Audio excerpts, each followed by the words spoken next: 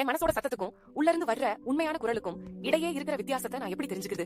அதாவது over thinking, பயம், பதற்றம், ஸ்ட்ரெஸ்னால வர்ற எண்ணங்களுக்கும் உள்ள இருந்து ரொம்ப அமைதியா வழி நடத்துற எண்ணங்களுக்கும் நடுவுல நான் எப்படி வேறுபாடு கண்டுபிடிக்கிறது? இந்த மக் என் கையை விட்டு போயிடுமோ? நான் இன்னும் இந்த புக்கை படிச்சு முடிக்கலையே. நான் அந்த இடத்தை அடையணுமே. ஒருவேளை நான் அந்த எக்ஸாம்ல ஜெயிக்காம போயிட்டா என்ன பண்றது? இப்படி அந்த எண்ணத்தோட ஒரு முனையில நான் இருக்கேன். உலகத்தில் இருக்கிற ஏதோ ஒரு விஷயம் அந்த எண்ணத்தோட மறுமுனையில் இருக்கு. நிஜமாவே அந்த இன்னொரு விஷயம் அத்தனை முக்கியமானதா? அந்த விஷயத்துக்கு அவ்வளவு முக்கியத்துவம் இருக்குன்னு எனக்கு எப்படி தெரியும்? உள்ளுணர்வா பார்க்கும்போது அந்த விஷயம் ரொம்ப மதிப்புமிக்கது மாதிரி தான் உறுதியா தோணும். ஆனா ஒரு நிமிஷம் பொறுங்க. அதை நாம இன்னொரு முறை மறுபரிசீலனை செய்யலாமா? அதை மறுமதிப்பீடு செய்யலாமா? சில நேரங்கள்ல நாம கூட்டத்தை பின்பற்றி ஓடுறோம்.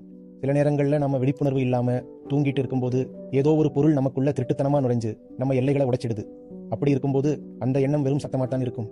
எப்பெல்லாம் உங்க எண்ணங்களோட நோக்கம் இல்லைன்னா அந்த பொருள் உங்களால ஆராயப்படாத ஒன்னா இருக்கோ அப்பெல்லாம் அந்த எண்ணம் வெறும் வெத்து சத்தத்தை தவிர வேற ஒன்றும் இல்லை.